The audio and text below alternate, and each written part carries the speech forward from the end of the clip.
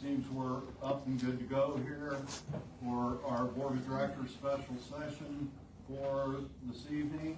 The first item on the agenda deals with the building restructure. Chad, you'd like to go and introduce our guest? Yeah, so we have Ken Sturgis with us tonight from Iowa School Finance organization. They specialize in just working with school districts through different finances, whether it's a 5-year projection type of model and enrollment and things like that. And so he has worked with myself and with Janae the last week and a half or so, probably more with Janae than myself. And we've had a couple meetings, and so he is able to zoom in with us tonight so we can present everything and answer any questions anybody might have. So, Ken, I'll turn it over to you. Okay, well, I do have some slides to start this off. One thing I will say, Chad, is I'm not sure how much I'm going to be able to hear through your computer. So if someone asks a question or something, you might have to repeat it. All right, but so I'll just kind of start here. All right, and I'm just going to share my screen.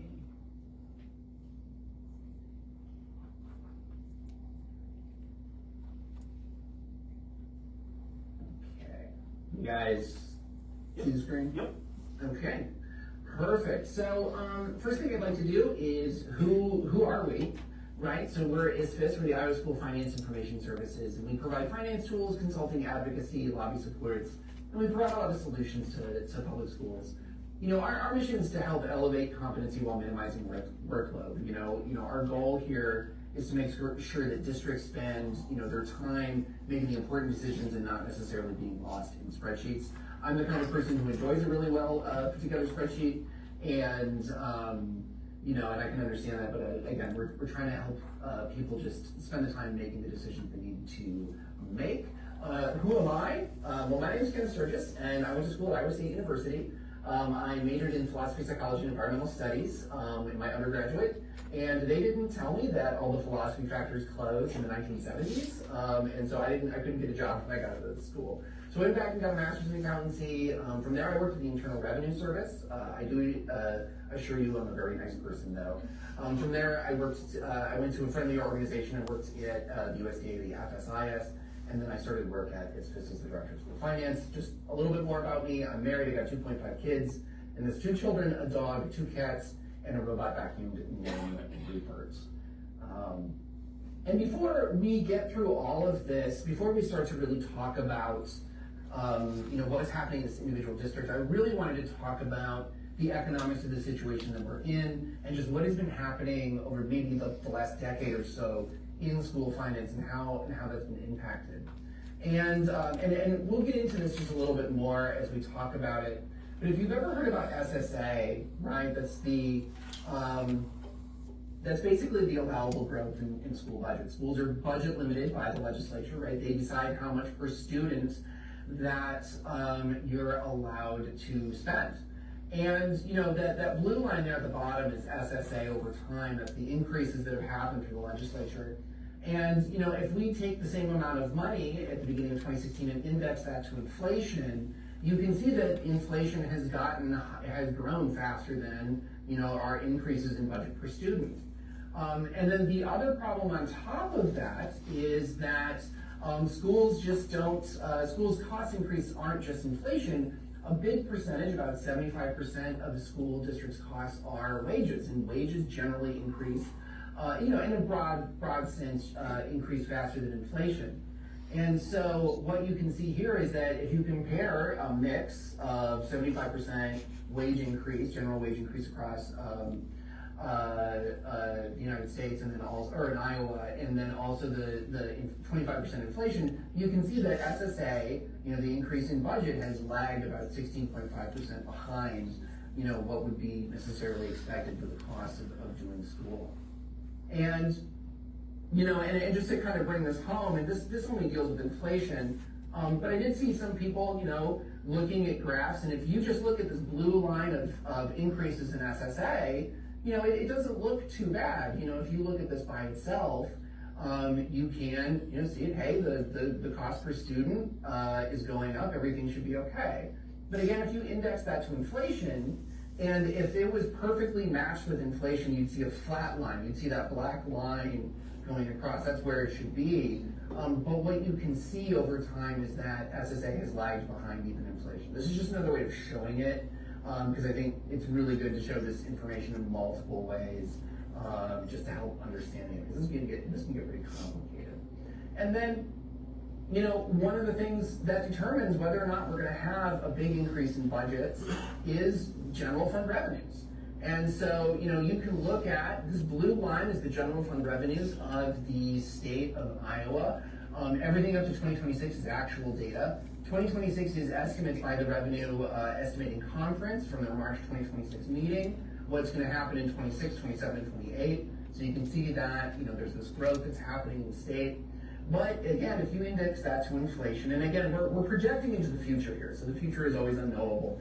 But we're using, Congressional Budget Office estimates of inflation, and we're combining that with the Iowa Revenue Estimating Conference here results.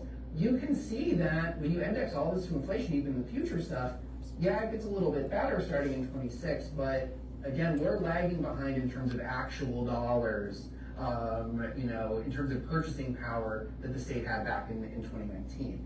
And why is this important? Well, we're looking at this and saying, okay, well, maybe SSA should be a little bit higher, but then the question becomes, from where? And, that's not necessarily this is political in the sense that we're talking about the legislature doing things. This isn't necessarily a political party issue, right? So if we think that there's gonna be an increase in school funding, how are we gonna increase revenues with the state? Or would we have to cut other programs? Would we have to do a combination of both? And also there's a political will, right? So let's say there's just massive revenue growths, the state outpaces those estimates for revenues, what's gonna happen to that? Is that gonna go more into the taxpayer relief fund? Is that gonna go to schools? And so it's just something to grapple with. This is a big problem. It's not necessarily just like a one election problem, right? We have to look at what's gonna happen in the future. And I think what this really says is that it's gonna be difficult to get higher amounts of that budget growth per student over time. And so, I wanna kind of bring this into focus. So this is data that we have from 2025, and this is not just the general fund. We're gonna be talking about a lot about the general fund tonight, but this is basically all money that the school, that New London brought in, and these are the source of those funds. We took data from the CAR, we took data from, we have federal funding data as well, and we take data from the aid and levy. And so what you can see here is, and I kind of break this out a little bit, you can see there's property taxes make up about a quarter, state aid makes up about 53%, and remember the stated goal of the legislature here is to keep property taxes about the same, and there may not be a whole lot of money for additional state aid, and so where are those kind of increases gonna come from, right? The sales tax would be, those saved funds, and so you can see, it may be just difficult to figure out, how that's all gonna work in the future. And then these are questions that are beyond the district's control, necessarily, like direct control. Like Chad just can't go to the legislature and get a higher SSA, for example, but it is just something to kind of keep in mind as we're having this kind of conversation. So I want to pause there, stop sharing there for a second. But does anyone have any questions about any of the stuff that we talked about so far in terms of that, just kind of those economics? Board members, anything what you've seen so far for Ken? I think we're good. Good to go. Okay, great. I do have to give a small warning here. I'm at home right now, and despite these several barriers that I put up into my office, I have a cat that knows the sound of my voice and is attempting to get to jump up here. So if it's a black cat too, which you don't want black cats in financial meetings, right? So if you see someone investigating, that is what is going on. So I appreciate your patience with us. She's just very good at getting where she needs to go. So I'm going to talk, so one of the other parts here is that Chad and Janae and I have worked on is a 5-year projection into the future. And so this looks at basically looking at creating your aid and levy, taking estimates of what we think enrollment or that allowable growth that SSA is going to be, and seeing what we can see in the future. Now, no projection, of course, is perfect, but this is basically our best guess of what's going to happen in the future. So I'm going to turn on sharing again.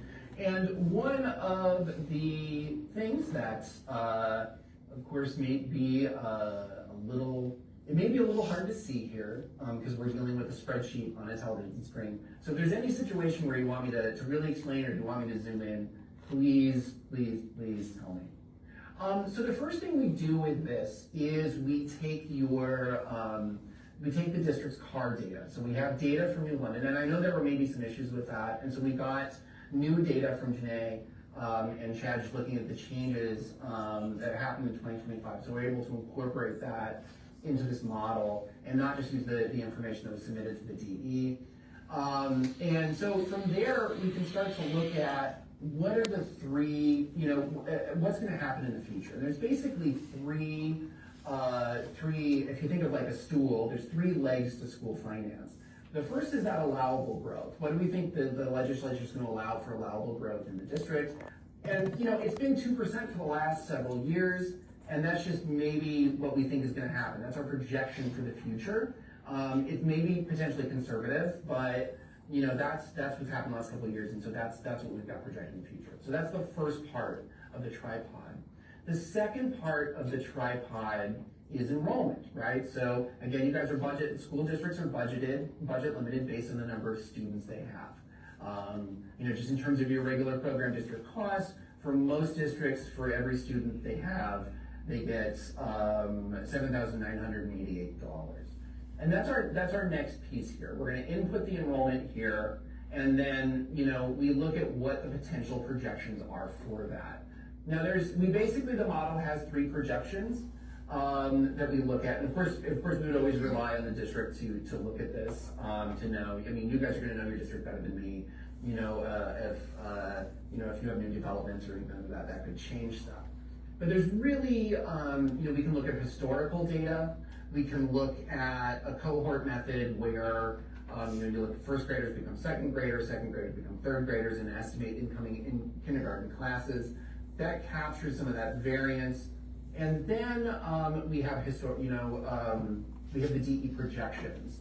And that's basically the DE does a survey of live births, and they know the ratio of live births in a certain area that lines up in a particular school district, and they use that plus the cohort method to estimate what's going on. And for right now, the middle of the road projection is the DE projections. So historically, it actually shows growth. If you look at the cohort method and just look at class changes over time, there's a little bit of a decrease. And so here we're using the DE's projections, which shows on average a growth of 1 student per year, right? And so we estimate what that effect is when you fill out your aid and levy, when you create your new budget for your, we cycle that through. From there, we take various bits of data like property valuations. I'm not going to necessarily go through absolutely everything here, but what we go through is when we fill what we call our authority bucket. We're filling out those 2 legs of SSA and your per student amounts, and anything else that's on top of that, including special ed or modified supplemental allowance from the SBRC. And we even take a look at miscellaneous income if that's, and if we need to get into the nitty-gritty of that, we can. But then on top of that, so we fill your authority bucket, And we go, and the third leg of that tripod, and that's unfortunately where the school has the most control, is the expenses, how much the school decides to spend. And so that's what we're looking at here. And so I want to walk you through this, what we have in terms of financial indicators. And this can be a lot, right? We're looking at rows upon rows upon rows of numbers. But one thing I would really I would really bring your attention to is down here in the key indicators for expenses. You have your estimated expenses. That's how much the school district thinks it's going to spend, or the model thinks the school district's going to spend. You have your break-even spending, how much of the authority you brought in for this year, and the ratio of that. And ratio in 2026 looks like it's going to be 101%.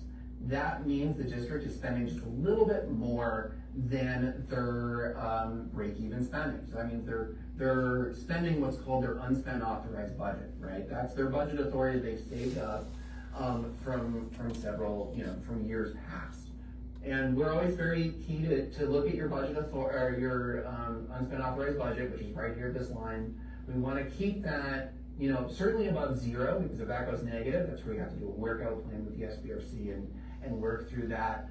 And we want to keep it, and we want to keep it, relatively high, because what that does is that buys time, right? So if you have this unspent authorized budget and you have, say, 10% or you have 15%, and there's some issue with the school, in terms of lagging expenses or something, that gives you time before you have to make before you have to make difficult decisions. And where did we get the break-even spending number? Well, normally in the model, what we do is we'll take the prior year data and we'll increase it by a growth factor of like 2 or 3%, and then we'll talk to the school about that. Chad and Janae have done an excellent job, and so they have a line item budget for 2026, and not every school has one, so this is good. And so what this is aligned is what they think they're going to spend this year in 2026, and that's aligned to your line item budget. And then when we move into the future, what do? We take what we think we're going to spend in 2026. We say, okay, we're going to add a growth factor. Say, hey, we think it's going to grow by 2%. You can see here in 2027, which would be the coming year, that you can change. Here you can look and say, okay, we think all of those are going to grow by 2%. We can change that to 3% for salaries or what have you, depending on what scenario you want to run. And then from there, we back out, expenses based on, anticipated changes. So all the numbers here, that's aligning 2026 to the line item budget that you guys have. And then 2027, we have, we don't have that whole row of numbers, we just have one number here. And what that contains is, I think Chad's working through, they're going through their budget line by line. They're looking at what expenses are truly necessary. And so you have cost savings with that combined with the schedule increase for employees as well. So both, you're gonna have an increase from for the increase from employees for just, basically their schedule, and then those cost savings that have been identified by Chad and his team. When you combine those together, that's how you get that minus amount. And just what you see over time is that, the budget is brought back into alignment a little bit under that percent of current spending, and that allows you to save up some of that budget authority for a rainy day. There is something potentially, and again, as you go into the future, it becomes harder and harder to project, right? To predict what's going to happen. But there may be, let me back up here a little bit. What the model allows you to do is it allows you to look at and make the best decisions today while looking in the future. And what these expenses here in 28 and 30 may indicate is there may be potential expense reductions in those years, depending on, if all of our assumptions come true. If you get 3 or 4 more students or what have you, that they may not come true. And so, this is just kind of an indicator saying, hey, if all of our assumptions come true, because we'll know enrollment for 2028, or at least half of the enrollment data in 2028 in October, we should be able to, start to estimate whether or not we actually have to keep this. But as the way, in order to keep the budget in alignment, there may be potential potential cuts in the future. They're relatively minor. So, the other thing, and again, this depends on how granular you want to get. One of the other things they do is we're allowed to project tax rates. So tax rates for 28, 29, and 30, they're not complete yet because those are for future years. 27 is very close to what is in the DOM system and what's the anticipated budget. And that just tells you that you, for 28, 29, and 30, depending on what we think we need for either solvency or for cash reserve or the management fund, there's about $175,000 that's free to distribute as you see fit, depending on what you want to do with that tax rate. And so I'm going to stop there. That was a lot. And so does anyone have any questions so far about any of this? I can go through and we can go through how we project tax rates, or we can look at the chat if you want me to go into the monthly reports. I can do that as well. I have a question. Hey, Ken. Hey. It's Jessica Boyer. I have got a question on your table that's showing the expenses year over year. So if you scroll down to like line 39 it is.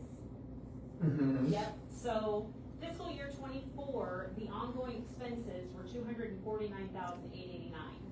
And they more than doubled in fiscal year 25.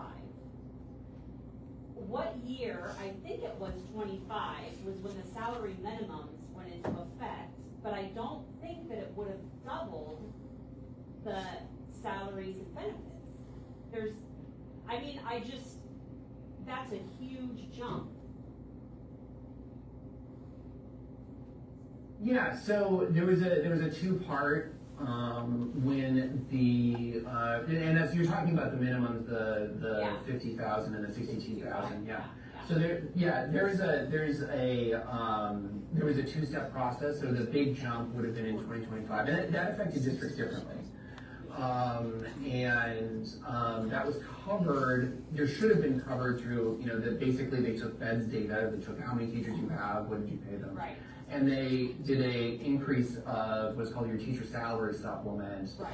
to presumably at least cover To cover. some of those expenses. But there should have been an increase in 25 and 26 to cover that. Now I haven't dug into the salary data of what happened in 25, but that's that in some districts there have been relatively large increases. Right, it goes in line to where our general fund, the fund balance dipped 339,000, it was right between those years. So it's gotta be something right there in the 24, 25. Okay, that was my question, I just relating to the minimums, Mhm. yeah. Yeah, and I think one of the I kind of wish the increase had happened the same everywhere, right? Like, and TSS went everywhere, but I mean, it is individualized to the district, like in terms of TSS and what was necessary for those increases. Yeah, do you have any other questions? That's it for me. What was line 35 one of the board members asked, what is line 35 that has like a purchase services? So, yeah, so it's purchase services. So, and I think one of the other things that can be just a little, I don't want to use the term frustrating, but this is different than what you're going to see in budget data from the DOM, right? So this is your certified annual report data, and it comes in different categories. And so there's this big crosswalk that you have to look at in order to figure out what expense goes where. But yeah, I mean, Chad, do you want me to talk about the monthly report information, or do you want me to cover tax rates? Oh, I think we're good with tax rates. I think actually they're good with everything so far, unless if you have something that you want to do to wrap up. no, I mean, I'd like to get back to your yeah. cat. Yeah, I am very frustrated that she's able to, whatever barriers I'm able to create, she's able to circumvent.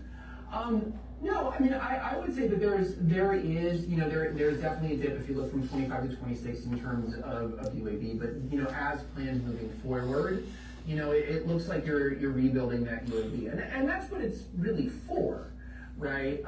When, you know, when there's maybe, when you're unsure about what's gonna happen, when you have a change in enrollment, you know, that's when you spend down your UAB a little bit, just to see if you can pause and look what happens before you have to necessarily make any decisions. And so, you know, that's what we're seeing here, is it spends down and then it's spending right back up, you know, through future years. And same thing, you know, with appropriate amounts of cash levy and that, it covers that. And of course, you know, next October we'll get more data and we'll start updating it as we go from there. But yeah, if you guys have any questions, I'm here, and if not, I'm gonna go hold my cat. So Ken, I do have one question, I'm sorry to interrupt. Yeah. Through all of your research with the file that was sent in, did you come up with an estimate to pass on to the board, your recommendation of how much the district needs to cut, in expenditures going forward? Yeah, so, I mean, and this is what, Chad and I talked about, so, you know, again, you know, we're assuming that, you know, the district's gonna be in line with their budget for 2026, or relatively close to that. Any kind of cuts or changes in 27, you've got two things going on here. One is the essential salary increase, which is about $43,000. And then, you know, and Chad, I'll have to defer to you a little bit for this, but basically, Chad and Janae are going through their budget line by line. There may be some potential retirements in here, and it looks like there'll be a reduction of about $240,000. So you slam those two numbers together, that's why you get a negative 196 over here. Okay. And that's on top of a 2% budget increase, right? So, you know, we're kind of increasing the budget because we know inflation happens, and then we're kind of backing some of those expenses out. You know, what we don't want to do is put 0% for budget increase and just be like, well, everything's fine. And we maybe should be taking an extra look, so.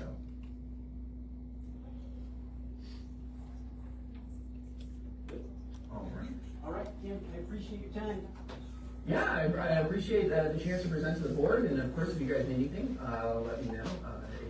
It's always wonderful to work with the district, so thank you so much. Thanks, Ken. Thank you. Bye. Okay. So let's return to the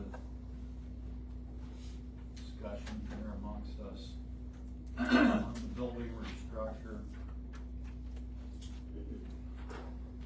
Yeah, so we had, 6 areas that we wanted to be done tonight. So Ken did obviously the 5-year financial projection, and then the 5-year enrollment was included in that. Next thing is just facility conditions and capacity, teacher certification licensure, academic program impact, and then the proposed, building schedule for both buildings, as well. So, the facility conditions and capacity, I will walk through that, and show sort of some different options and stuff. So, on the screen up here, I'll blow it up a little bit. If you don't mind, I can stand and talk, and talk as loud as I can so everybody can hear. So this is current reality of our elementary, for right now. We went through some growth here, obviously, 3, 4, 5 years ago and stuff. We've even seen a little bit of growth, you know, in our recent years as well. We moved some bigger sections to the middle school, and so that's the one thing that, you know, 5-year projection, obviously it doesn't go down in the 6th grade and stuff. So we have a bigger 6th grade right now. So as we continue to upgrade the 5-year projection model, there will come a year here in like year 6 or 7 that we will graduate roughly mid-50 kids. And if we continue to only get like the 40, then in like 6, 7 years from now, instead of the 1 student drop, we'll have a dozen or so deficit of that and stuff. But, you know, that's unforeseeable. We obviously have housing going up where I live and out here by Casey's and things, so hopefully, you know, that will bring kids as well and stuff. So, where we currently are, and this is what we went through last year as well. Last year, we were able to, when we offered early retirement, we didn't know, but we had, 2 elementary teachers take it, and then we had an elementary teacher decide to resign to stay home with their young children and stuff. So we actually hired back, because the 5th grade that moved over to 6th grade, in the setting that we do right now, 6th grade, 7th grade, 8th grade, they're in 2 sections, and they just go to their core classes in those 2 sections, whether it's science, math. The one thing that we do is in literacy, they get a block section. So in literacy, they get a period of reading and a period of the writing component. And so each literacy teacher that teaches either 6th grade, 7th grade, or 8th grade, we don't make one person do it all. One of our 3 literacy teachers has a block, and they work that out. So last year, we did the same thing that we are at right now. So if we just stayed in the system, these kids move over here, they're gonna go into the middle school model, and they'll go to 2 sections. If we move to a PK 6 model, and then a 7-12 model, the reason that came about in my planning and conversation is we had a retirement in high school math that we accepted through early retirement here several months ago. We post that on Teach Iowa. Teach Iowa is the platform to put all postings on. For a while, it moved to a different platform, but it moved back to Teach Iowa. In the time that we posted it, for the last since January 13th, we have had 5 applicants, and none of them are qualified. We have 4 applicants that are either from the Philippines or Ghana or some area, and we have 1 applicant that is sort of local here. They're currently a paraeducator, getting their certification, and their certification will be in elementary ed. So I have posted it 2-3 weeks at a time. Ends, I post again, and so I posted it 3 times now, and to date we have not gotten a qualified app. So when you don't have a qualified app, then I started looking at things differently and looked at teacher licensure. In our current staff, who can do this potentially? And so we have a teacher, a middle school math teacher that has taught some algebra to our 8th graders before under no credit, because we didn't want them to get credit. So they kept taking math, and so that teacher has worked with me. I'm not saying that it's something that they're jumping for joy to do, but I believe they understand, the reasoning that I'm pursuing. So, and that is to provide our high school kids with a quality math teacher. And so if I move 6th grade down to the elementary, or just made it a PK 6 system, that teacher on they call it Class B conditional, because they don't have the certification, they're 1 class away, but they can do it under that conditional license for a year. And the BOE has stated that after that year of teaching that Mr. Kraft and myself, as administrator of the building, can send them a letter saying that they fulfilled this and taught this, and they wouldn't even have to take the 1 class, and they would have the license to teach high school math. So that has sort of sprung me, I guess, to think this way, or think out of the box a little bit, or think of a little bit of change. And I know change is hard and things, but the choice right now is, if we stay in this model, we're going to rip an elementary teacher and push everybody over. And currently, now for 2.5, almost 3 months, not have a qualified math teacher to teach high school math. We need 2 people, and we currently have only 1 in the high school to do that. So what does that look like for capacity and stuff? Obviously, everybody knows the capacity that we sort of sit in right now and how things are. Kindergarten is 2 sections. I'll go back to this page and maybe just look over here real quick. It's 2 sections. 1st grade was in was, we had considered last year, I'll just jump back real quick, we had considered putting second grade in 2 sections last year. When we ended the school year, we had 44 students. Their scores were not where we would like to see, so we as a board had that discussion. We talked about it, we kept them in 3 sections, and their scores have grown some, not as maybe as much as anybody would like to have seen, but they have grown. And so for me to say that we should go down to 2 sections when we're still trying to get the growth that we want, I don't think that is a reasonable and feasible idea. So we would keep kindergarten, 1st, 2nd, 3rd, 4th as is in the sections there are, slide them down. Kindergarten, we had roundup a month ago, have 38 kids right now that have signed up and registered and contacted us. So that is 2 sections. And so then, like I said, 6th grade is coming over here, or we stay in 2 sections over there. So how does that look in the elementary? So we've obviously reduced 1 class size, which opens up a room. Ideally, what I would like to do is there is a little bit of movement. Kindergarten, everybody would stay. I would move these 2 teachers that are sharing this room right now. And I'll just hypothetical. They just moved to a different room somewhere in that area. And our elementary office is very tight with, a secretary, a nurse, a principal, and a guidance counselor.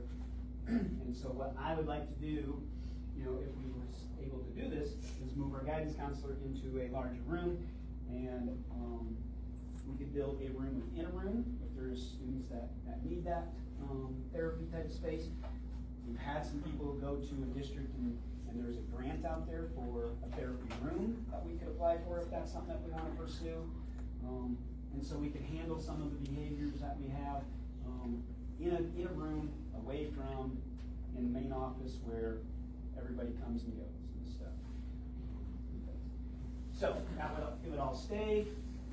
5th grade would stay in the 1 section right there. We have special ed rooms. We have a little office for the AA. We have a conference room. In this though, we would move our egg program over to this building. And tag and intervention would stay there. But we did have a special ed teacher that resigned, that we allowed to resign in November. And so we would need to fill that back, and currently looking at numbers and grades of things. K6, it would tighten things immensely down in the elementary. Everything would basically just push back to where it is right now. Guidance and that would have to stay in the office where it currently has been for the last 4 or 5 years. If I move 6th grade down there though, because of their numbers, because it would be in 2 sections, just like it will be over here. What we have done over here with middle school, we've moved some people around to accommodate the bigger sections that they come over here with bigger rooms. So we would do that over there, the 2 new rooms that are bigger, because it would be a 28 and 29. They would go into those 2 new rooms. 4th grade would stay there. 5th grade would stay there, but one of them would have to move back to where they were a year or so ago. Special ed would move into that room, and then tag intervention would move where they were until this year as well. What would that look like if we stayed 6-12 here? Nothing changes in this, and so sort of I don't know if it's a third option or it's something to consider that we've talked about is on space. Would it be best that we stay in the same buildings, but maybe in this building we do 2 things. One, we go to it's a 7-12 type of building where we can move people that have licensures and looking to cover things and fill the math void. But do we find 2 rooms over here for a year? Maybe it's 2 or 3. I don't know. I'm just gonna be honest, because I don't want to say 1, and then if it doesn't change, then I'm lying to people, right? So I don't have a set time, but we look at year to year, and 6th grade would come over here, stay over here, but they would be self-contained, which means they'd have just 2 teachers, And between those two teachers, they could cross-curricular things. One could do all the literacy, one could do all the math, one could do all the science, one could do all the social studies, however, just like they do currently, in fifth grade, but they do it with 3 teachers. Next year, they do it with 2 teachers. So how does that look? The other thing that is on the agenda later, that you all have public access to is, we had a science teacher, resign here, that will accept. And so, we will have a science teacher in the basement that would move into a 6th grade position, and so their room would be open, so I would put A into the science room downstairs, potentially, because it has tables for experimenting things, it has water, it has sinks, it has that type of stuff. And then science would stay down below. The main level then would pretty much stay sort of as is. It could potentially see some shift. I shared today that hypothetically, if you wanted to have 2 of the closest classrooms that are the same size or that could take on that, it would be the 2 rooms right here next to the Success Center for 6th grade. So that means people would move. Anything someone's moving, any scenario and stuff. We would have obviously a math classroom upstairs that would open up because we're not filling that, we're absorbing it internally with somebody. We currently have had a guidance counselor in a bigger room doing some groups. They could go down to a smaller room or even like an office space again and do some things. So there would be roughly 3 rooms that would open up, and we would not be tight. Elementary would not be tight. And there would just be some shift in some rooms, and I get it. I said this in my meeting today when I talked to the staff that your room sometimes becomes very precious to you, and you've done little things to make it yours, whether it's adding some color or doing this and that. But what we need to consider always is a little bit of change for us, but what's best for kids, and that's giving them the correct size of the room and the qualified teachers to do the job too. So really, we have the choice of leave it as is. We would reduce an elementary teacher based on movement, and we would continue to try to find a math teacher. Option 2 is we could push 6th grade down, be very tight, absorb things, or we could do 3 is keep 6th grade here for at least a year, look at it and self-contain it, shift people, and we would absorb the math teacher that way with internal as well. So, I'm going to pause on that section and see if you have any questions. Yeah. What would it look like if the first option when you said reduce the elementary teacher and continue it for math teacher, if then one wasn't found by the beginning of the school? That's a good question, and I should have mentioned. So we reached out to a neighboring district that, I think 3 years ago, they didn't have a science teacher, right? And we asked, Mr. Kraft knew that they had purchased an online science curriculum for their students, right? We asked their SBO, it cost $73,000 for the science program. But then they also, you just do it online, but then they also put and purchased or paid for an associate to be in there as an adult to supervise and to help with that. Roughly, an associate's gonna be roughly probably 18 to 20,000, over here. So if you do that, you're looking at 90 to 93,000 probably and stuff. So, yeah. How many students are in 6th grade? Yep, that are in now, or Well, that that will would be the 6th Yep. grade. It's 57. So they would be divided, so it'd be 30 in the. It'd be self- 28, 20, whatever. Cause like if they come over here in our current practice, it's the same thing. It's just, instead of being with that teacher a longer portion of the day, in the current system, obviously they have, 6 teachers roughly, 7, so they Well, except for literacy, that group would be whoever has sixth grade literacy, they would have the 28 or 29 for 2 periods in a row. Otherwise, like science, social studies, math, would be 1 period of 22 minutes with that large. I have another question. Yeah. So you said, if the sixth grade did go down to, if it was a CK six, a current elementary teacher would have one of the sections, And then a middle school teacher would move down with, because of licensure, they're a K-8 person, so they couldn't serve past 8th grade. so with that person moving down, that would move down, what all are they doing now besides? So they're a middle school science teacher. But their licensure is just K-8. Sixth section, What's that? teaches like 6 periods of science. Yep.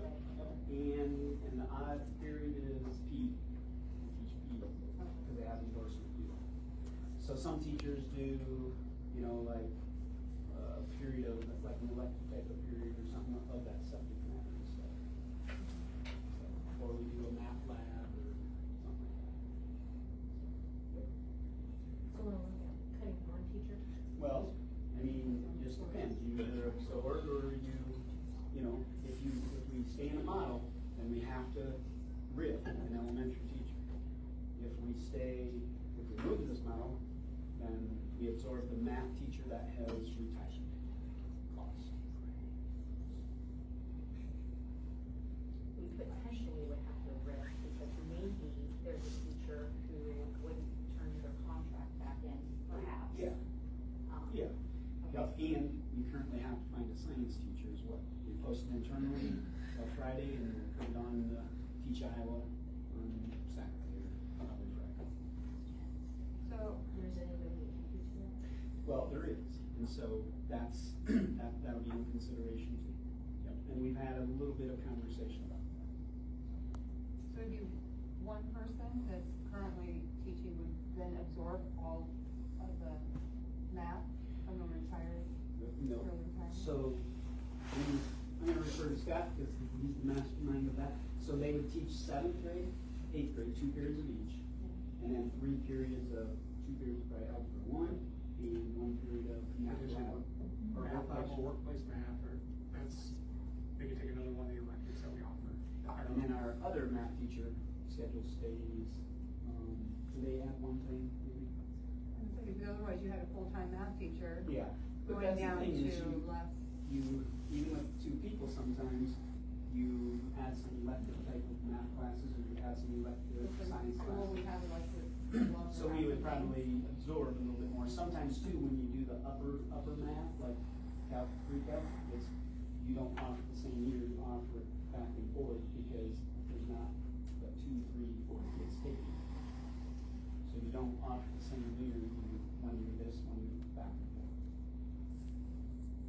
Question. Yeah. So you're potentially moving a grade level and staff to the elementary. What does that happen to administration? Is Mr. Palmentier then gaining a whole nother grade level and staff? Well, we talked about that, because we talked about if they move, then yes. If they stay and are in sort of in the 6th grade isolated, whatever, we talked about, we would want them to, they would need to be on an elementary schedule, you know, type thing, because we want them to have like lunch and recess. With elementary, they'd be on the schedule for specials, whether it's, you know, library or music or PE and stuff. So there'd be like a combination, you know, where they would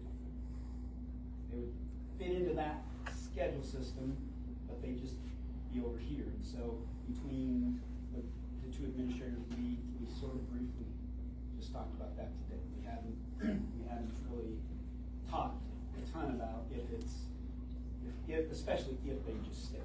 If they go, then obviously, yes. So it would be pre-K through 6th grade, Yep. and they would visit the elementary for music and library and all of that kind of stuff for their specials, Yep. recess. And then Mr. Palmentier would gain more students under his umbrella and If they were all there. evaluations Yep. and all of that. Yep. If they stayed here, then we'd just work it out, you know, I think we want them to obviously still be under the elementary model, you know, but when you're here, I mean, I'm not gonna say, I don't think, hey, Todd, come up here and give us behavior or whatever, you know, it's just, you know, yeah, there was some of that though this year with Scott, if there was something in the egg, then he would go down there or whatever, you know, and pop in there and stuff. Yeah. So those are some things, yeah, we definitely still have to iron out of how that's who's responsible for. It's just like when we evaluate and stuff with band and choir, because we're shared, so one typically, I think, one does one teacher, one does the other, or you got both, okay. So the space concern of bumping sixth grade down to the elementary, if they stayed here and I like self-contained, Yep. I know what you mean. Yeah. If they stayed in kind of their own area, that space problem kind of goes away. That particular issue. Yeah. The RIF idea Goes away. goes away. Grade six stayed here, but in a contained area. Yep. So there goes the RIF problem, there goes the space problem, And we have to qualify first. and that's the absorbing. Yep. I just remember how much discussion we had when we built a new gym and people were, oh, we're gonna have to walk outside in the snow and go to, remember? I mean, now they're going, I mean, it Well, so sixth grade, if they're, I know people were self-contained. So sixth grade, we're up here, this is too, there's things that we have to iron out. Obviously, they're staying inside to go to the PE. There's potential that they wouldn't have to go down to music there, it just depends on, is the music room up here that they use for high school open? That they could just have music up here and stuff. The only thing that they're gonna go down there for is they're gonna have lunch with probably fourth and fifth grade or some type of combination, and they go to recess with them too, you know, and stuff. Right now, they get IV, or they get some time, but there they have designated it for recess down there. So, you know, and they can build the schedule, the teachers can, you know, the only thing, distraction. Not me. Sorry, it's Gina Anderson. The only, I don't even remember what it was. Yeah. So that sixth grade staying here in their little area is what we're calling option 3. Yeah. So the classrooms they would be going to down there are large enough to hold that many students. You're just looking at, you're gonna have to keep Classrooms. up in the office. Guys would have to stay in the office, nobody shift. Intervention tag, got in a bigger room, they would have to move back into they have a room that's a regular sized room now, if you've ever been in those north rooms. They're not huge, but they're much bigger. They would go back in, that individual would go back into a room that's, you know, put a wall break there, this is what it is. Intervention is typically, you know, kind of 3 or 4 kids at a time, tag, depending on how it's done, sometimes, you know, it can have 7, 8 kids. And so, there was time before that they were using for that, time you have to remind me, the old library before it came to get their room, they would go in there and share that with somebody and do some of their projects. So, any other questions about this? What is that? Move on to the next page. I don't even remember what it was. So certification, I sort of went over that, right? Is there any questions about teacher certification? Okay. All right. Academic program impact. I'm going to turn it over to Allison. She has put in some information.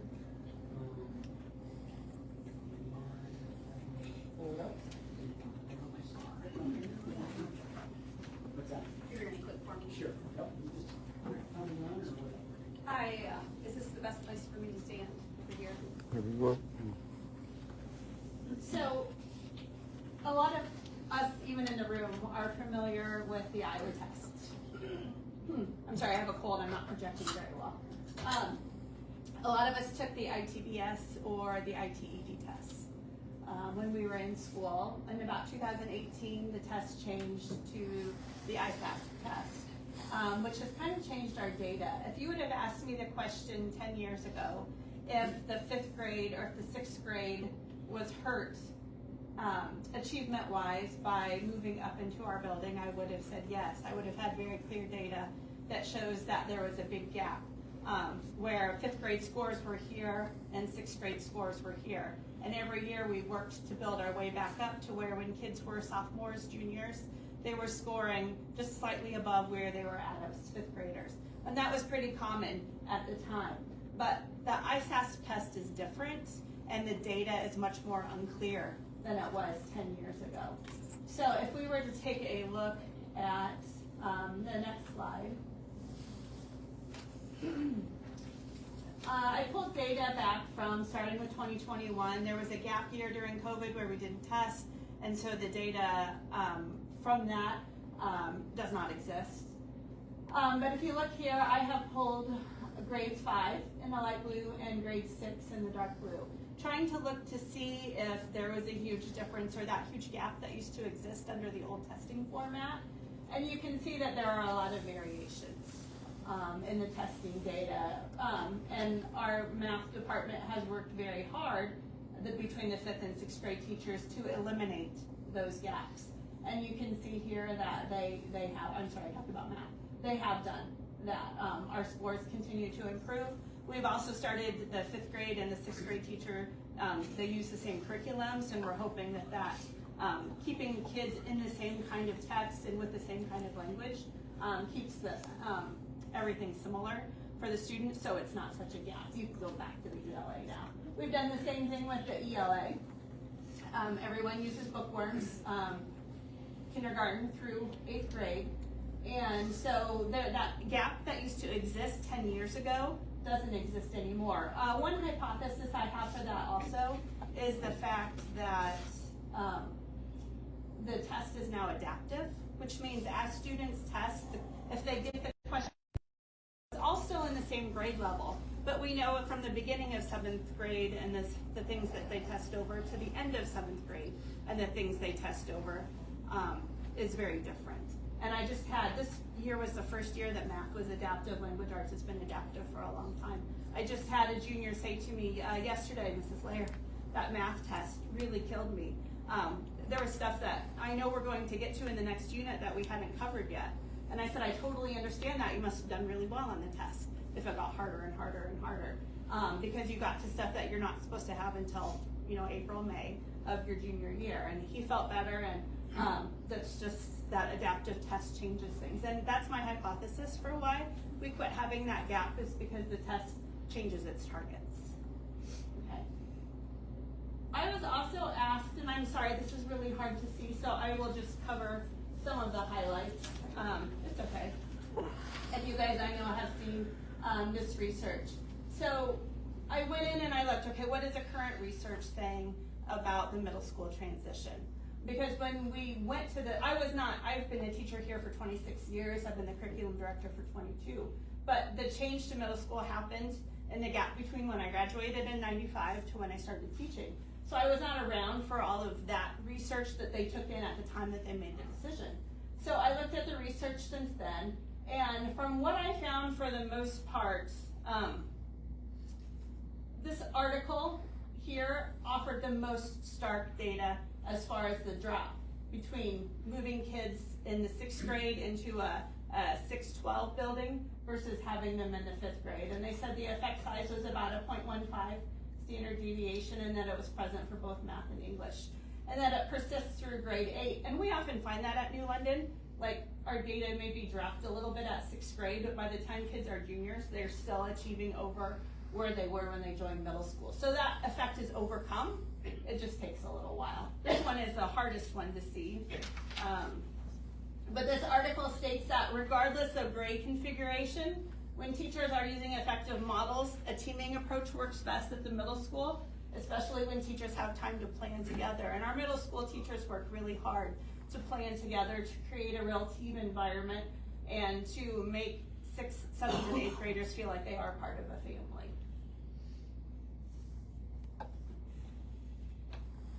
The next slide shows that, and the quote at the top is probably the best one that summarizes this research, is that West says that there is no correct model.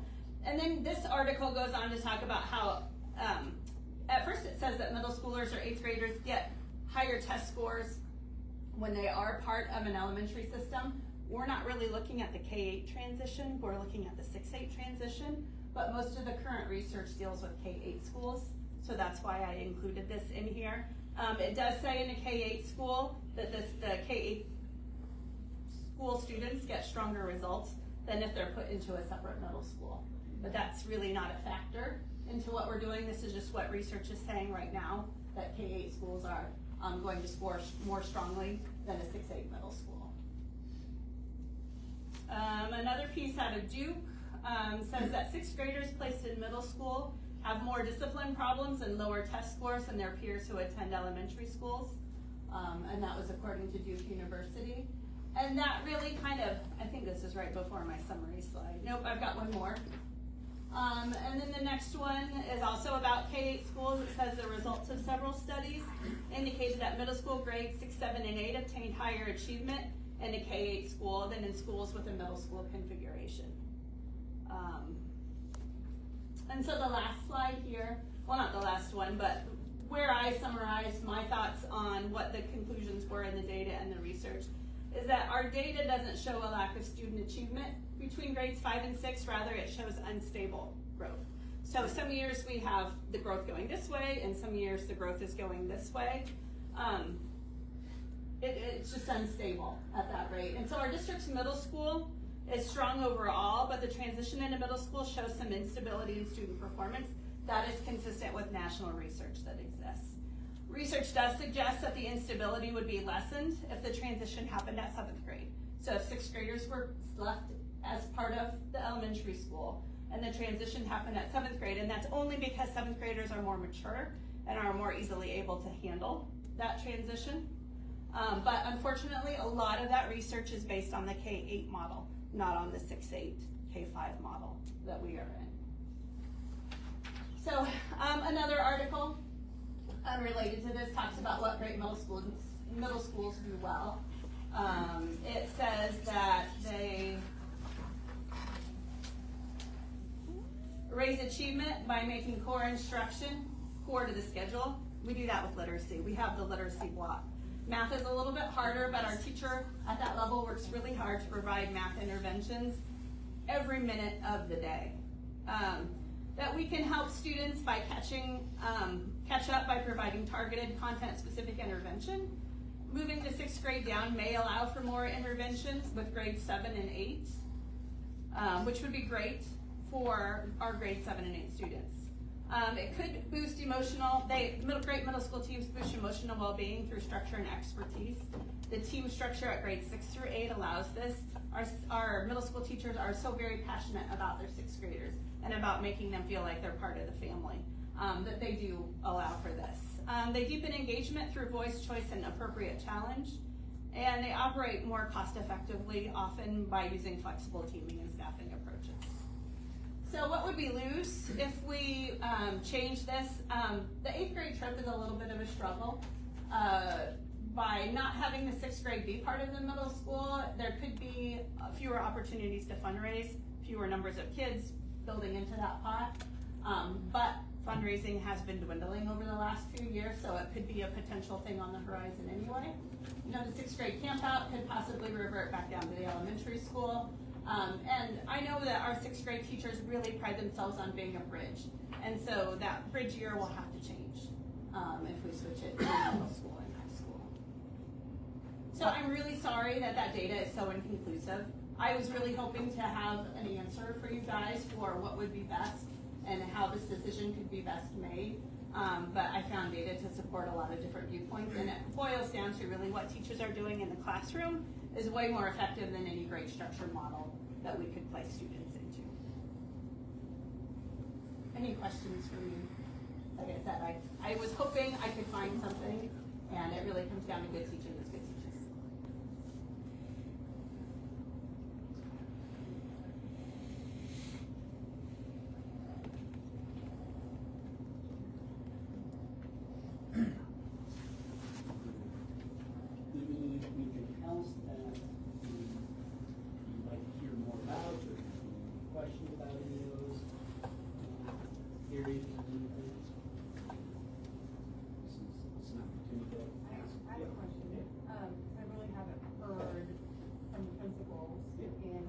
assume that you guys, you know, you said you all discussed and talked. I guess I would like to know from administration, what is the conclusion on what is the best, or in the best interest for the most amount of kids? I would say the one piece that's really important is having high school math teacher. We don't have that, that's a huge piece of this puzzle. I'm trying to figure out how to get that position and having somebody like specific education for those classes. Yeah, I would agree. I mean, that impacts every kid that comes through high school. The alternative is having somebody Zoom in, which I don't think is an effective alternative. The other things I think are details that we can tinker with and fine tune, you know, whether sixth grade's here, down there, whatever. The fact that we have somebody who can teach math that we know is good at teaching math, teaching our kids high school math. Yeah.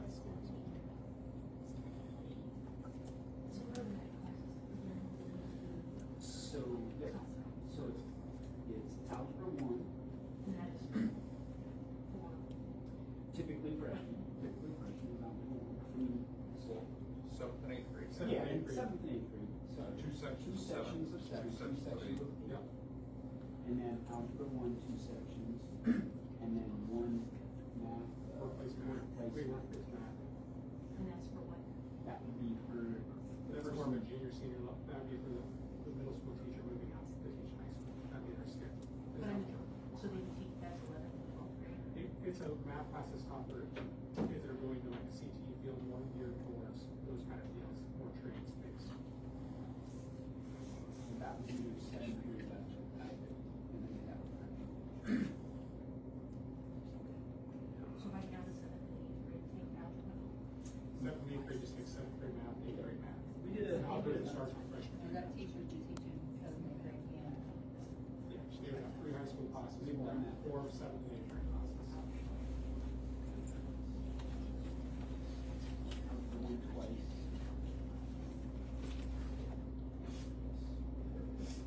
What if Yep. is workplace math, required, It is not required, we have to have 6 units. 6 units in high school? 6 units of high school offered, they must take 3. So could the teacher could this particular position take the time that they would be teaching workplace math and go into the sixth grade sections? Or maybe not, because this would be teaching it. Could they teach like maybe one course of sixth grade math? Mr. Walls asked that question earlier with us, with So I the team asked- teach to keep it in, to try to keep it in sequence with what we're currently doing. That is potential, we just haven't spent a lot of time, here's the kind of the schedule Mr. Walls asked me, can all these things fit?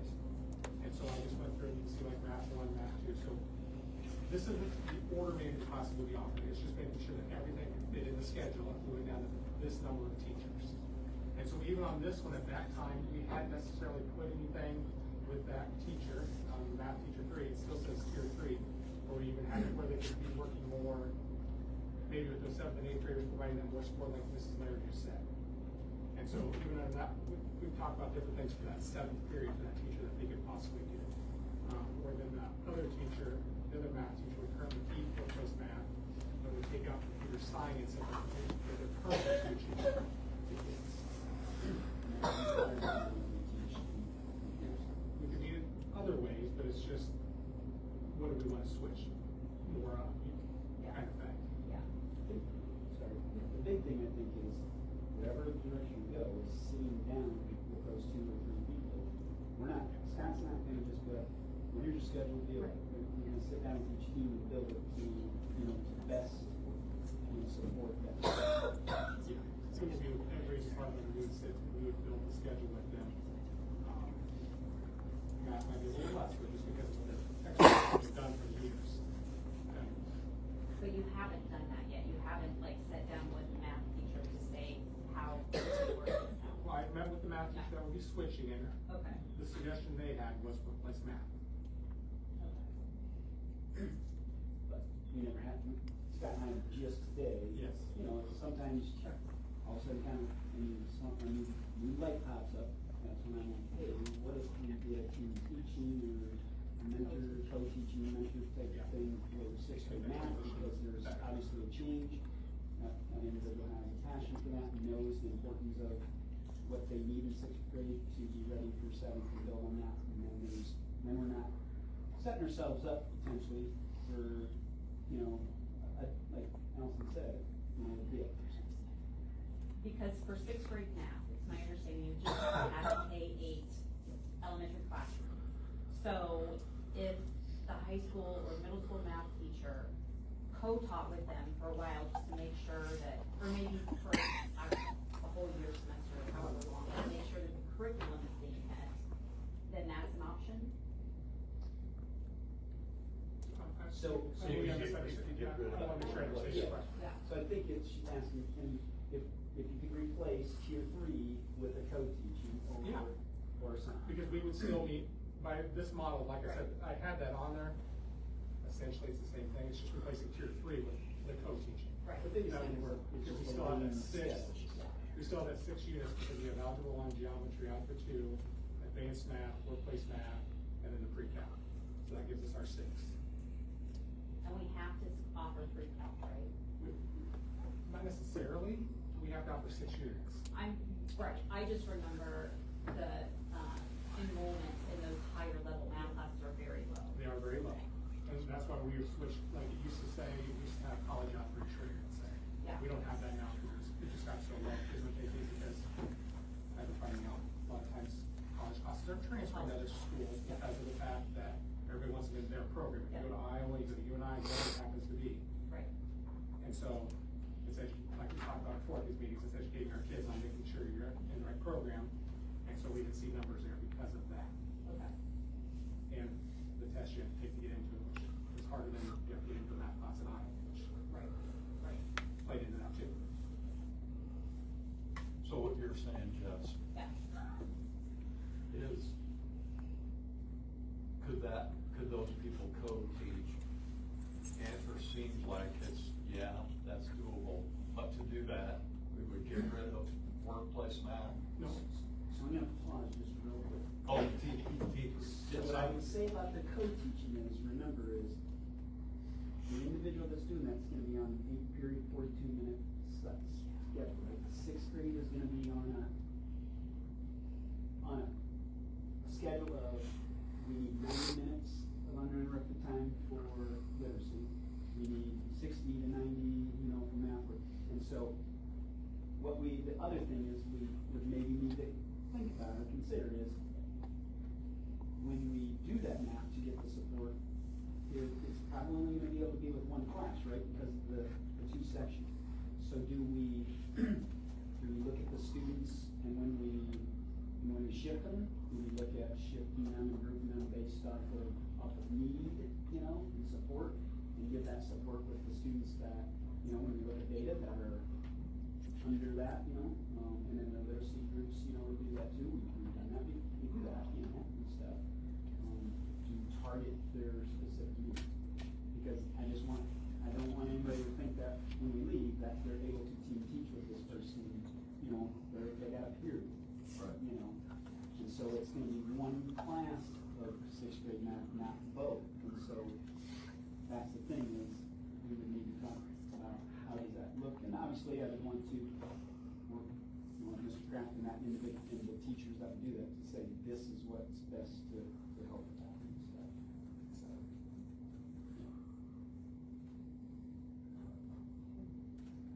any other questions? I'd just like to say, our responsibility was looking at the restructuring. I feel all this other logistics and what classes are gonna be offered and where if you put sixth grade down with PKs, they're gonna be in that building or this building, is the responsibility of administration. And that we should look at what.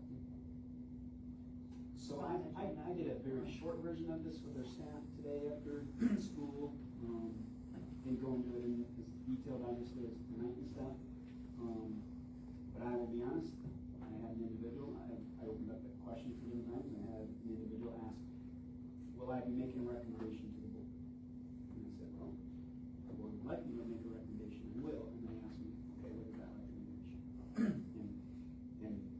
based on everything that you've presented to you, I feel the best, because of space, is everything, is that we would keep sixth grade up here, but we would just, we would go to a 7-12 model with our teachers, but sixth grade would become, I hate saying contained, but contained to 2 rooms up here. And I think that's what's best for space, utilizing and stuff. We're not tight, we're good in space.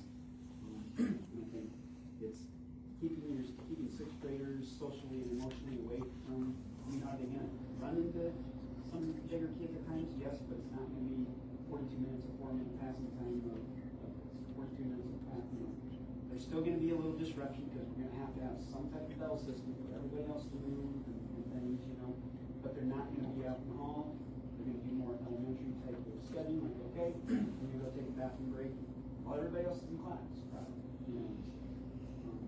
There's a good opportunity there to do a little transition of, hey, you're a sixth grader, so you got 4 minutes, go to the bathroom, instead of like elementary, takes them there, stands outside, line. Maybe it's not first semester, maybe it's second semester. Hey, we're gonna let them have 4 minutes and then just let them go, and you know that they need to be back or whatever in 4 minutes. So, that would be good. What made you change my mind on Because I thought it was assuming I keep it elementary. just the space. After I penciled it all out, and I just, again, I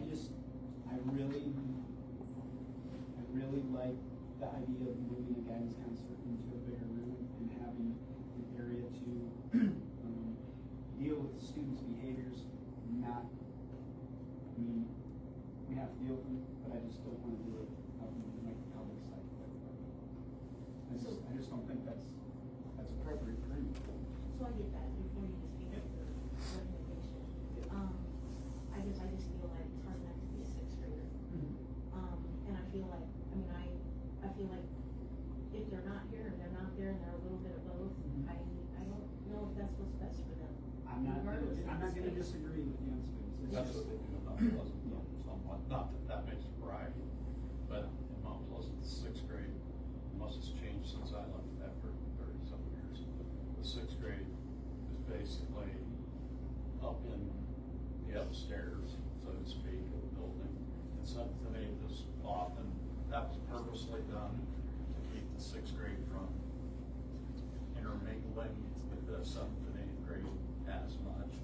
Do they run into each other? Yeah. But they're all really supporters. Here we're talking about going over there for this and going maybe to the music room if there's room and going to here and that's a lot, I think, for a sixth grader, but. And kids obviously adjust better to change them than we do. It is very resilient, very flexible.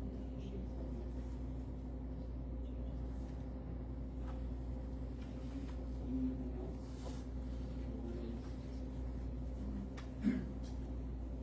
The next agenda item is, we did put it on because at the last board meeting, we just talked about 1 or 2 meetings, and put it on as you feel that with what you just got here, you guys have enough information, you want to make a decision tonight. You move into that as an action item. You want to process stuff more, if you have more questions, or you obviously as a board have the opportunity that you can table to the regular meeting and they, whatever. So, I would turn it back over to Mike. So, I guess, basically that's the question. Do we, if you have continuing concerns, questions, or thoughts, or need more time, or whatever, obviously you have the opportunity to table it again. But know that when we come back, what's the date of the regular meeting, Monday the 20th, we would need to make a decision one way or the other, because April 30th is the day that people would need to know for potential risks and things of that nature. If we could, mean, I'll just come out and say it, the sooner someone knows, I think that's advantageous to them. If they are gonna potentially get rift, they have an opportunity to start looking and start getting their name in there now.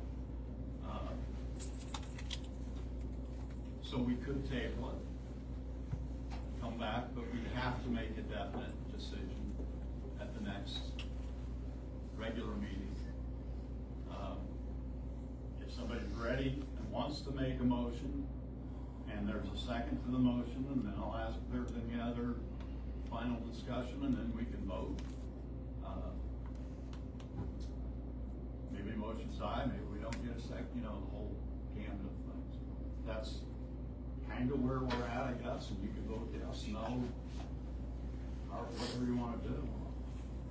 But this recommendation that you just made, by the time we had. And mine's a recommendation, you don't have to go with my No, recommendation. I know, but I mean, I didn't know that we were gonna have 3 choices now, and I mean, when we have our regular board meeting, are we gonna know any more about this recommendation, any specifics? I mean, I don't know what Any more more I than what we know now. can add to it, I've given, financial history, enrollment projection, class sizes, space, I don't know what else I can give to you to give you one more piece to either stay with what you're thinking or to change. I'm not, I'm trying to give you everything, that we have to look at and consider. Are you keeping the map, Jack? Yeah, It's I mean, it's on there now. it's on there. Obviously, if you guys were to vote to make the change, then I'm gonna take it down.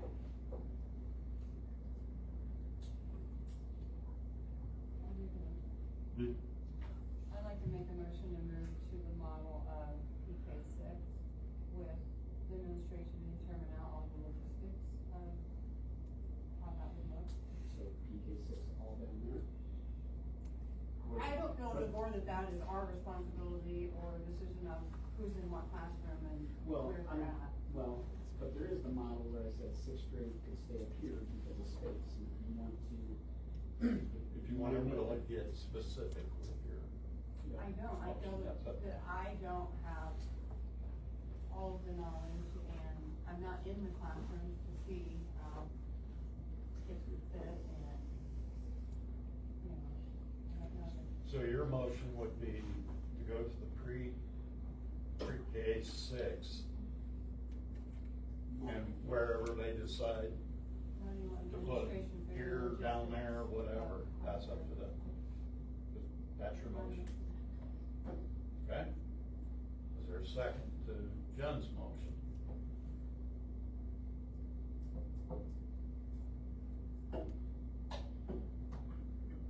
Okay? That motion would die. Is there a different? So I make a motion to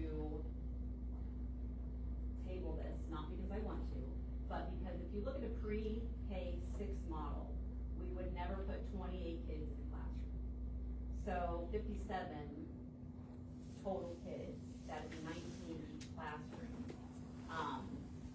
And they're not kindergartners, they're larger kids. I don't know how space would be adequately, how they would fit in classrooms with their desks. There are a lot of pros, but there's also a lot of cons. And just sitting here, just like you said, Mr. Walls, you said, how you just, idea will pop in sporadically and you have this idea of co-teaching, when you and I were having a conversation, I just think that there just needs to be, like maybe you and Mr. Kraft sit in a room and just, with the math teachers, we just say, how can we get creative and make this work? Is there a way? Because, I can't help but think that, if you just sit down and you don't have any options, and you just say, hey, we've got to make this work, what can you do? Maybe it doesn't, but I think that time needs to be devoted, so you can hammer out, and just to, explore every single option with the math teachers, I think that would be my motion. What else would you want to explore, or I can answer that question? Well, with sitting down with the math teachers, just to say, Sort of co-teaching. right, the co-teaching thing, or could we have concurrent enrollment for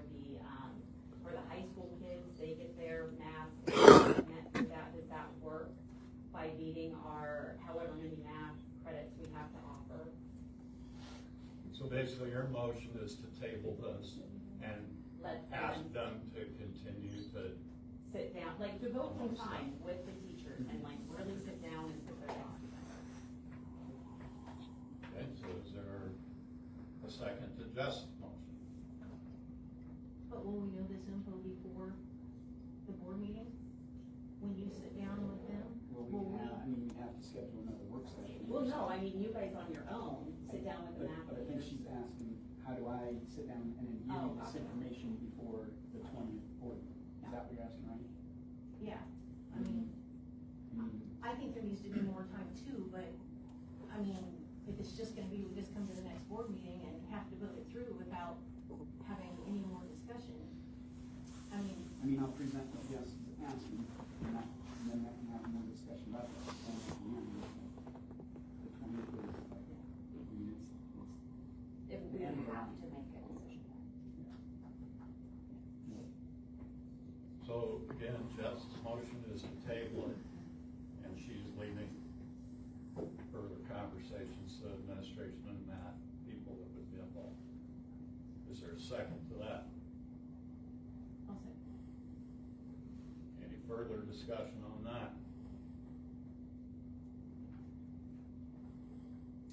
Okay. All in favor of Jess's motion of tabling, seconded by Becky, respond by saying aye. Opposed? No. 3-2 if I'm correct, is that? Okay, so Kyle, Becky, and Jessica are in favor of tabling. Jen and I voted no. So that will be tabled, and Chad, So I guess my question is, do we want this information, do we want to have a work session to share this compared to next week?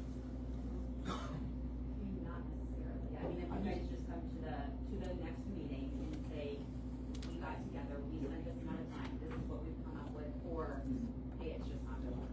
And all I would ask is that if there is specific questions that anybody here at the board wants us, Scott and I, to specifically talking about, please email me by tomorrow, so we can have that. Tomorrow's Thursday, so we want to have a meeting by, the early part of next week. so it'll basically boil down to when they come back and report, you either like what they said, you vote yes, or you don't like it, you vote no. Okay. Item 2, personnel. Resignations. Letter A, Wyatt May, 6-12 science.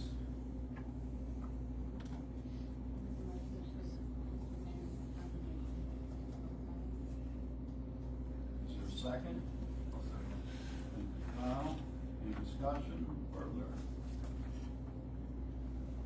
All in favor of Jen's motion, second, accepting Mr. May's 6-12 science resignation, say aye. Aye, opposed? Passes. Letter B, appointments. Antonio Bailey, head high school football.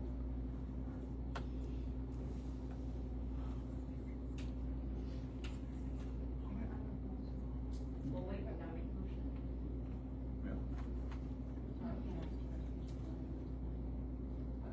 First, is there a motion? Now, keep in mind, just because you make a motion and the second is to bring it to the table for discussion. It's not necessarily at that point a yes or no vote, okay? So is there a motion for Antonio Bailey head of high school football? This isn't a vote, this is a motion to bring it to the table. I'll make a motion for you to table that. Thank you, Jessica. Is there a second? Jen seconds. Now, discussion. I'm taking the person out of position, I wanna make that perfectly clear. But I have been told that we are not fielding the varsity football team. Okay, so if we're not fielding the varsity football team, why are we hiring and Yeah, so, you know, this year, after we went through the season, we had to end it and stuff. We had to evaluate what was best for our program to rebuild it and get it back on sort of track or whatever. We talking with the state, we could have potentially moved back to 8-man for a year if Highland and Lone Tree went together. They didn't make that decision until like 2 weeks ago, and so in talking with Mr.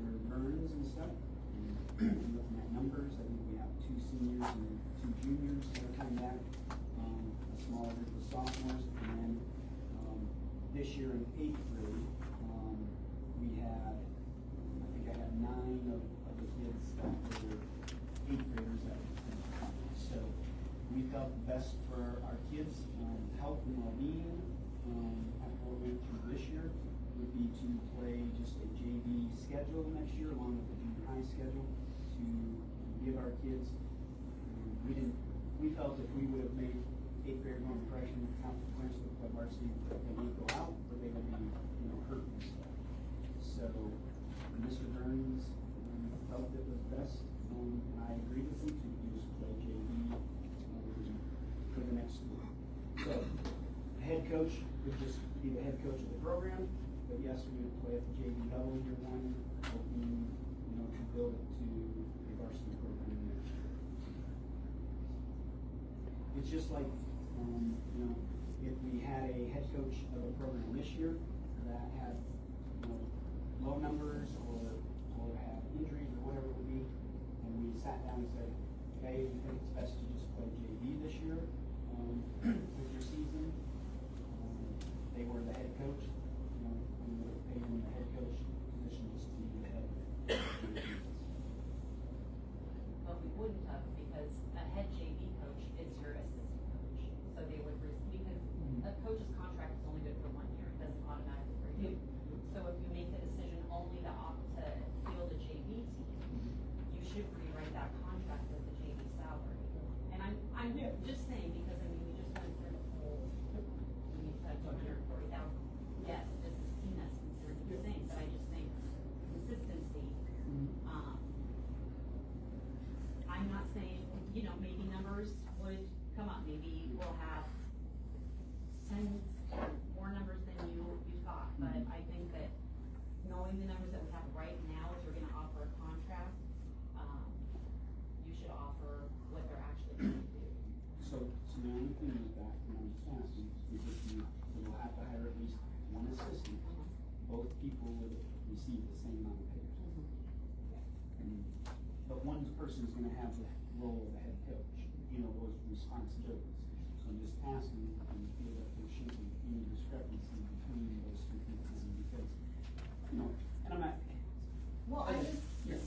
we're kind of looking at this with all of our sports, that we don't have a whole lot of kids fielding teams, and we're looking at only playing JV. So maybe, since negotiations are coming up, you do, you know, a head coach, an assistant coach, and maybe a second assistant, and on Schedule B, adjust the salary. Gotcha. So you've got, you know, your head JV coach, and then maybe an assistant, you know, so, right.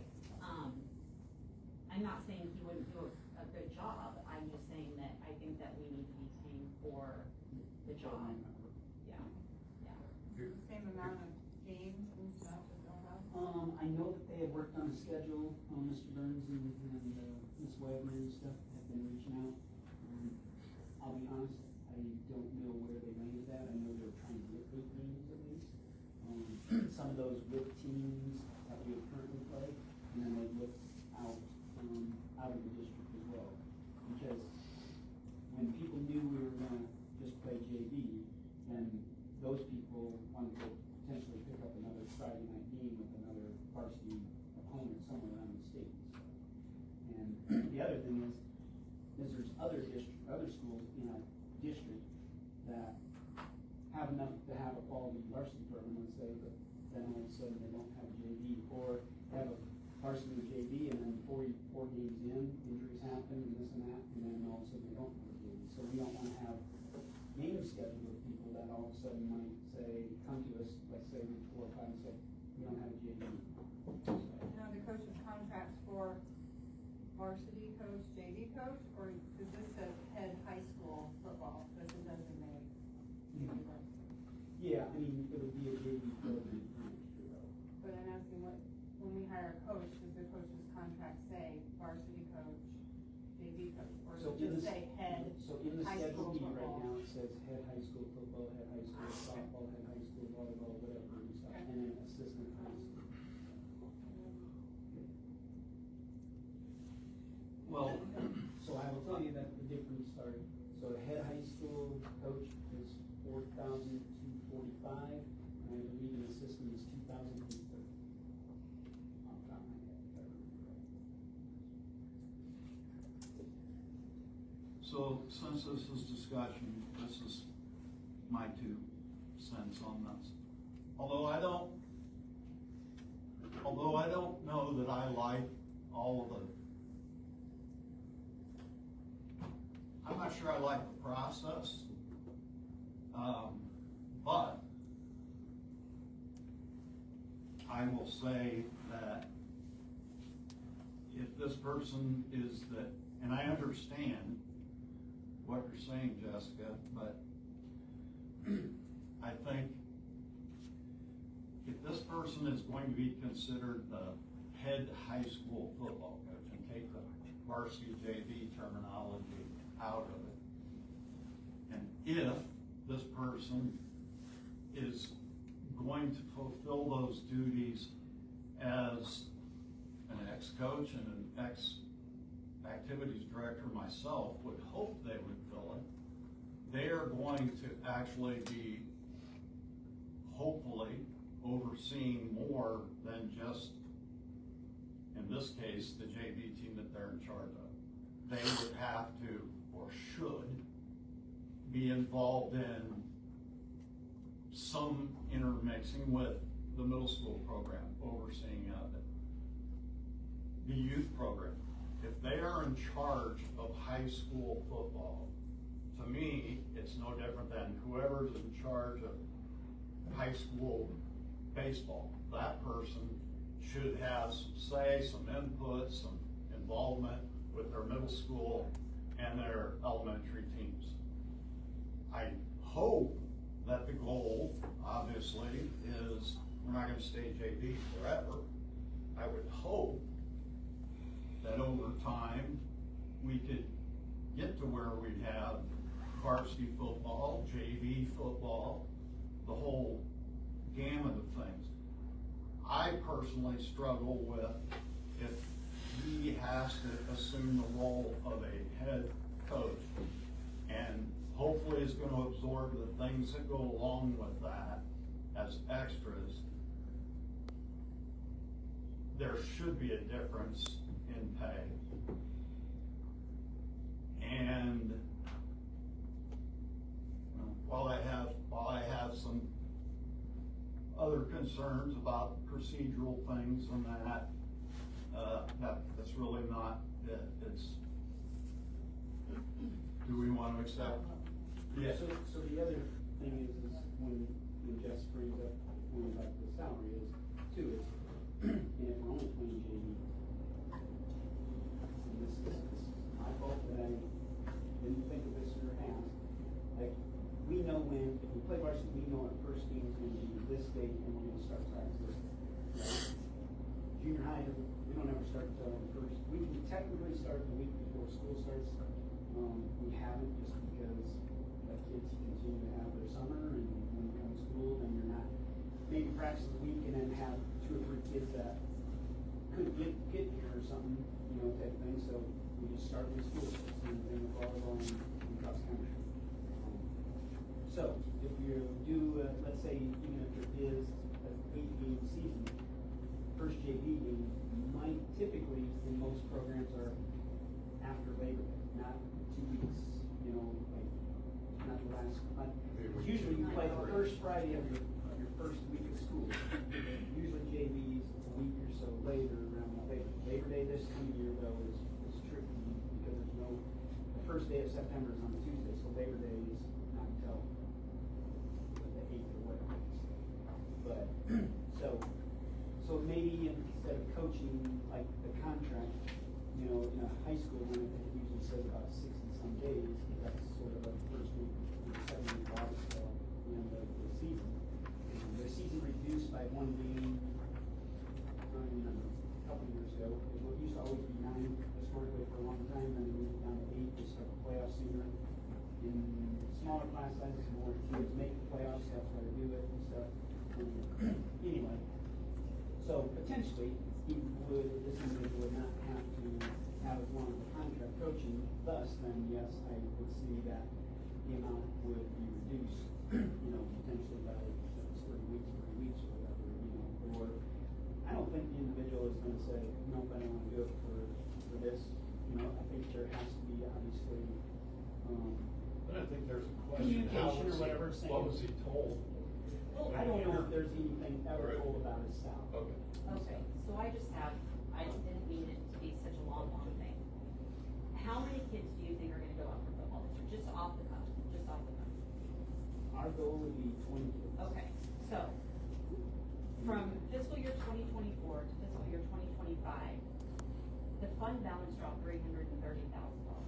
That's a lot. We have an enrollment of $500,000 for a 1A school, and us as a board has got to turn it around. And it's these little, this is like a drop in the bucket, but we have to get in the mindset that we can't be, what was he told, we gotta be, and I'm not saying that you're saying we have to be nice and honor our contract, but we have to start being fiscally responsible, because for a school of our size to have to cut $240 grand, that is insane.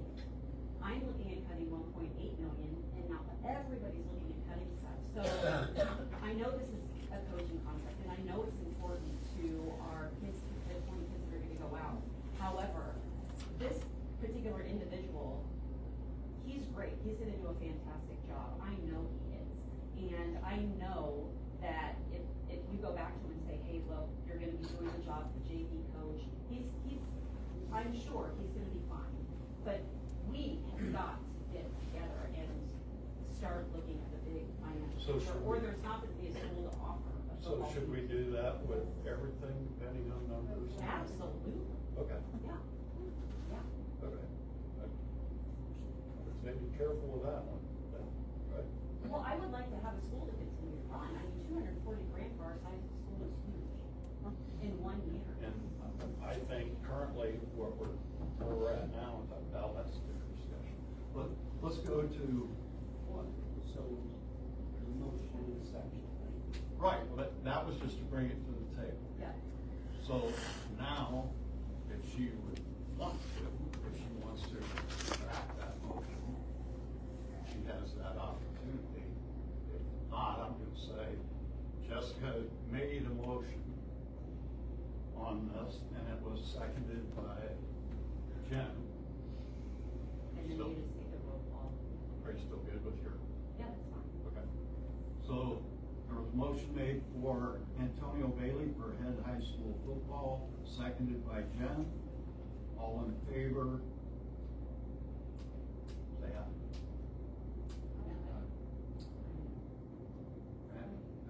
Aye.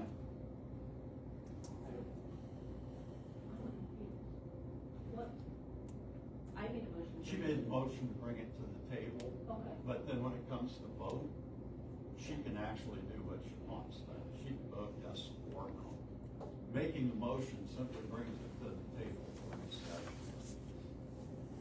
And then you have to go through voting.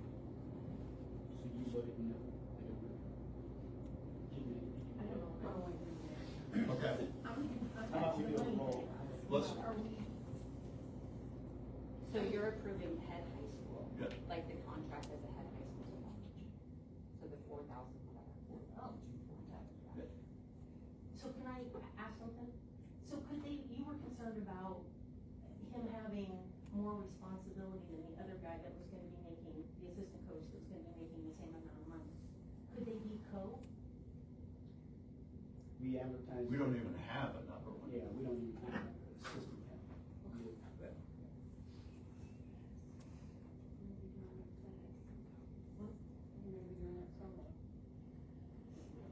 Well, you might not have any, or very many kids, right? I mean, how many upperclassmen were there?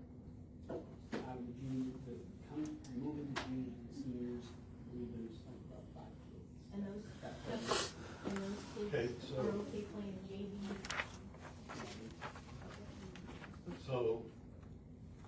I got it. Jess is a no. Yes, yes, yes.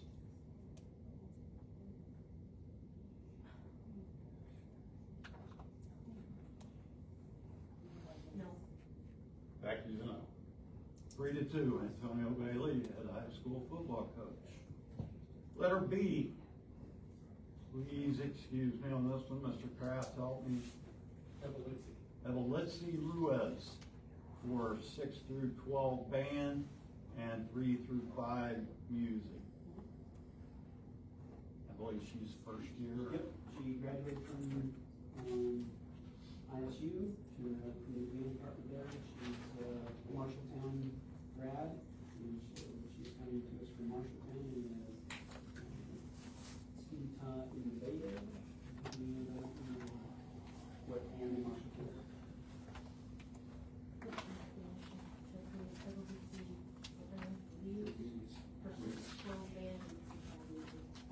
Okay, Kyle seconds. Is there any discussion on this?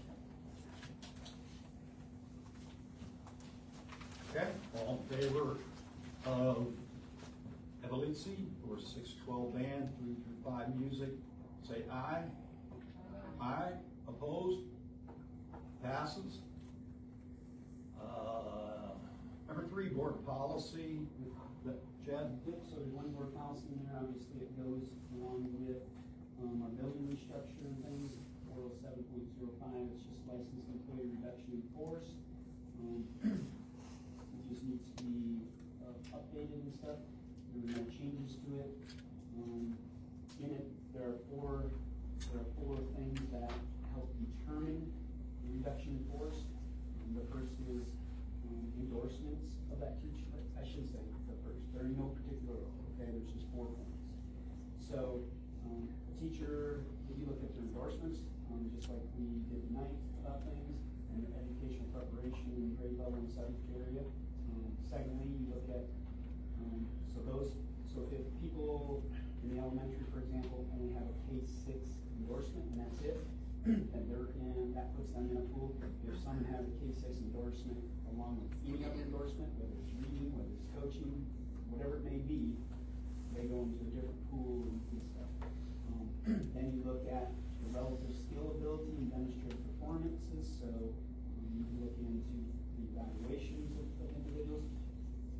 Like I said, then the qualifications for co-curricular programs, and then the number of if it comes to a tie, so to speak, like if somebody has no endorsements, there's no difference in any of the other things, and it comes to a tie, then that is the only time that you look at the number of continuous years of service to the district. So if someone has 4 years, another person only has 3, but everything else across the board is matches, the person with 4 years experience would stay, the person with 3 years would be the individual that would be.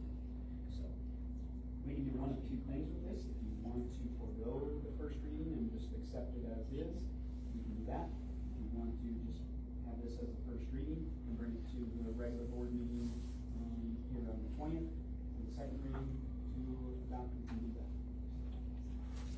Any questions about the policy? You got someone make a motion. Yep. So I need, you can make a motion, like I said, I'll make a motion to adopt policy 407.05 and waive the second reading. Is that right? Okay, is there a second? Jessica second. Okay, Jessica seconds. Any discussion there? Okay, all in favor of that, please say aye. Aye, opposed? Okay. Number 4 is exempt session pursuant to board policy 12.01 to discuss negotiations. At this time, I would ask for a motion to go into exempt session, which would mean, sorry, but everyone would have to leave. Aside from board members. Okay.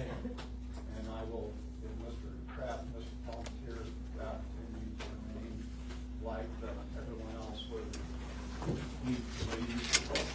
We didn't take out? I would look for a motion to go into